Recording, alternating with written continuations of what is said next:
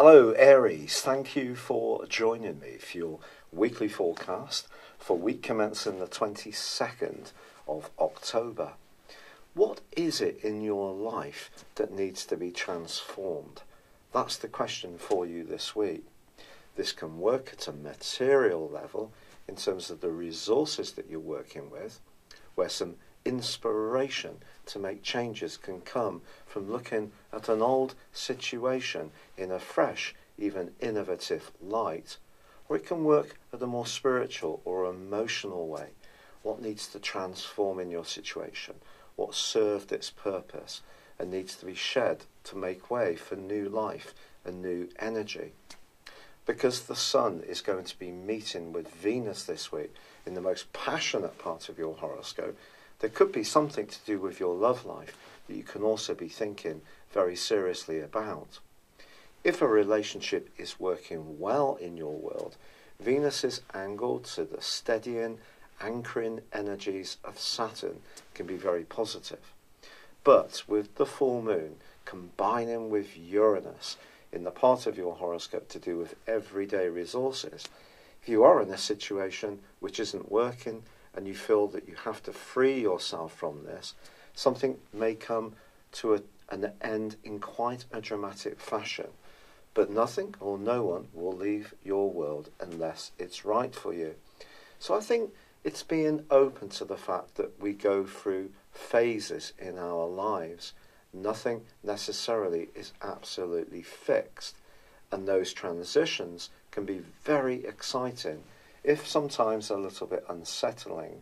But if you are someone who's wanting to make more of your resources or a deeper commitment to someone who's special in your world, this can be a very, very rewarding week. It's been a real pleasure being with you. Thank you for joining me. I'd love it if you would like or comment on this video, or if you've yet to do so, please do subscribe to this channel. Thank you. Hello Aries, thank you for joining me for your monthly forecast for October for the Sun or the Ascendant. I'm really grateful for all the lovely, kind suggestions to take on the rheumatoid arthritis that I'm working with at the moment, and I have adopted quite a few with some promising results. But this month begins with a big emphasis on your sector of relating. Now, you're someone who initiates.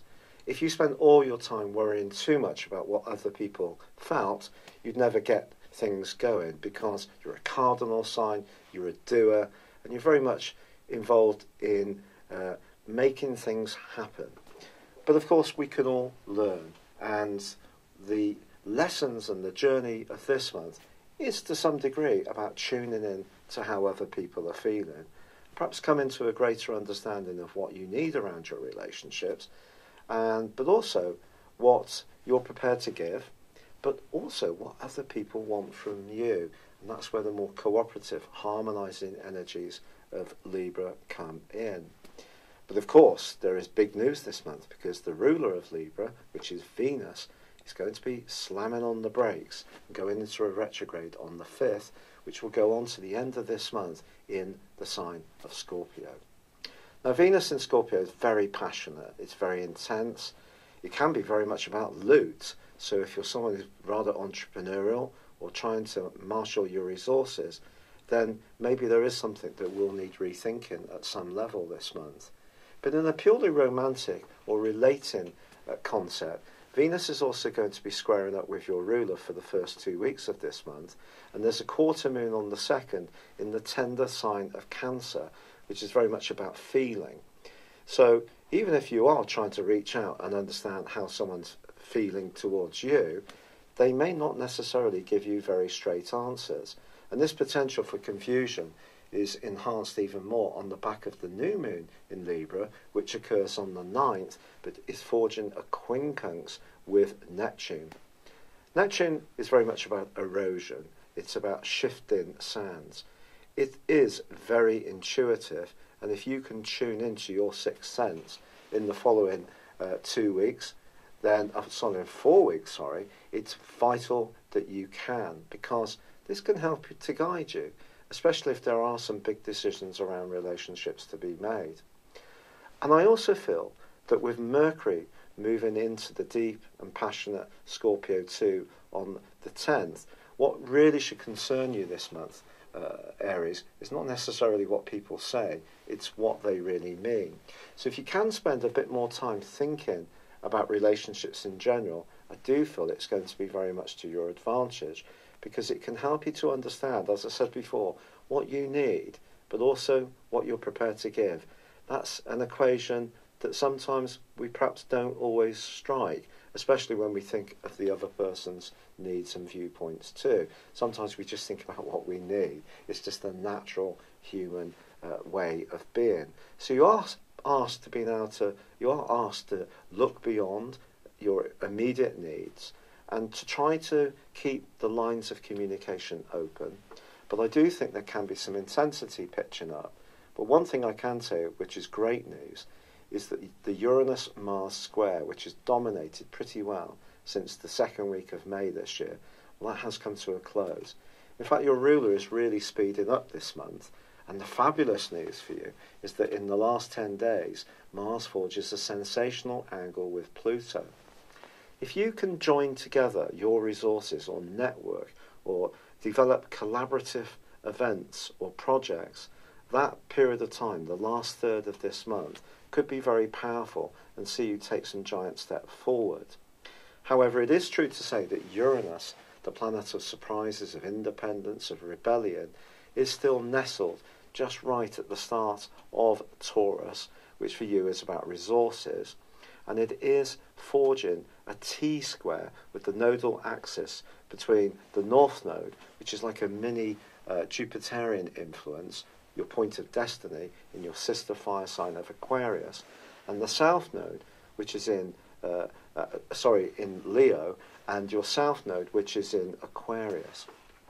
This T-square is inherently a little bit unstable, I feel, because what you're being asked to do with the North Node is to balance your aspirations as an individual against what's required in a more collective sense, against what really works for you in terms of more impulsive energies around your values or even around your spending decisions.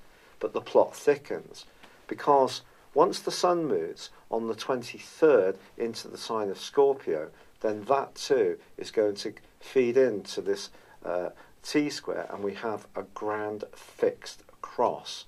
That's then going to be joined in a couple of days later by the reverse in Venus.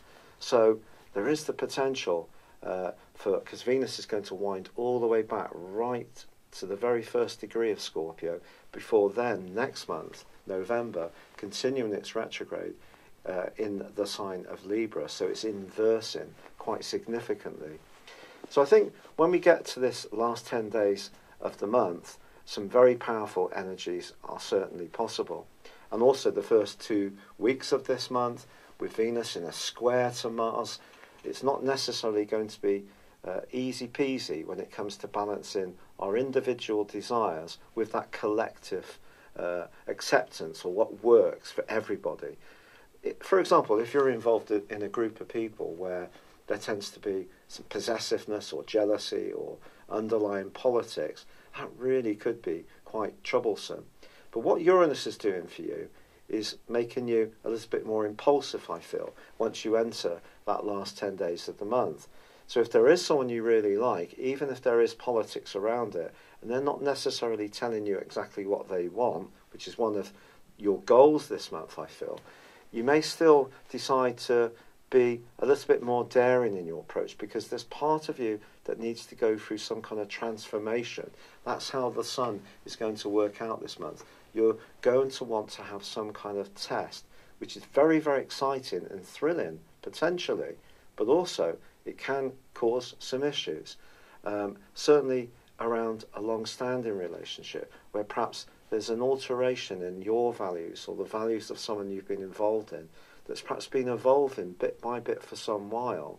And as much as Mars in Aquarius may make you a lot more optimistic at times this month, certainly the second half of the month, I do feel that balancing your individual needs against what works at a more committed and devoted level That's really going to be the challenge. But the ironic thing is that Mercury then arrives in the sign of Sagittarius on Halloween, on the 31st. Now, Mercury in Sagittarius is actually in detriment because it's the ruler, the guide planet of Gemini and also of Virgo, so one squares, one opposes. But I always feel that Mercury in Sagittarius really can be a force for good, because Mercury is very much about knowledge, and Sagittarius is about expansion, philosophy, information, history. So the two can sort of work quite well together. So that can make for some interesting trick and treating if that's what you're into. But I certainly feel that all the talking and the discussing that goes on this month really boils down to, what do people really mean? What is their base motivations? And some of those more primal human instincts around lust, money, domination, these kind of things, well, perhaps they are going to feature, perhaps to you personally, perhaps to someone you experience. The great news, however, is that from the 20th to the 25th, Mercury forges a sensational angle with Pluto. So if you need to balance your instinctive energies with a more penetrative understanding of things by thinking things through, talking to someone with great wisdom who's experienced in life, and really trying to understand some of the dilemmas or opportunities that you may have, I think that would be a very valuable thing to do, and something that you shouldn't discount. But that does bring us to the full moon of the 26th, and this is really powerful, because this is going to be sitting on top of Uranus, and therefore coming into play in terms of that grand fixed cross. Something that you might want to change, someone could resist changing, or it could be someone wants to change something that you're happy to retain the status quo around. And it could come as a bit of a surprise, or it may be something that's been evolving for some while. Then there is part of you that needs to have your voice heard. And I think the energy of Saturn and Pluto in Capricorn is seeing you want to be taken more seriously, to have a greater impact on your environment, whether it's at work or in terms of the respect you're held within your family unit or even within your community. But at the same time, it's a delicate process. No one gets everything they want without giving something. And I think this full moon is going to see something around your resources or around your attitude to be challenged or changed, or there could be something that's in a state of flux, but it can be exciting. And it just depends on the type of Aries person you are, because you have a natural appreciation of initiation. You're often restless. Obviously, Uranus being in your sign since 2011, initially part-time, since 2011 full-time, and initially 2010 part-time, has given you even more encouragement to break out and be a free spirit. But I think because Uranus in the fixed sign of Taurus, which is very much about stability, kind of pushes some kind of change, some kind of structural seismic shift, which you're either going to be open to or you're not. But I do think something needs to give, and you coming out of this process feeling empowered and feeling that your voice is heard is really the main goal of this month, whilst retaining an open line of communication to the people who really matter. So cooperation is going to be important, listening highly important, always so on the back of a Libra new moon, but your intuition and also your ability to divine what other people want from you are going to be crucial factors too. It's been a real pleasure being with you, Aries. Thank you for joining me. I'd love it if you would like or comment on this video, or if you've yet to do so, please do subscribe to this channel. Thank you. Hello, thank you so much for watching my video. I'd love you to join me at my Horoscope Ace app. You can find this at www.horoscope-ace.com.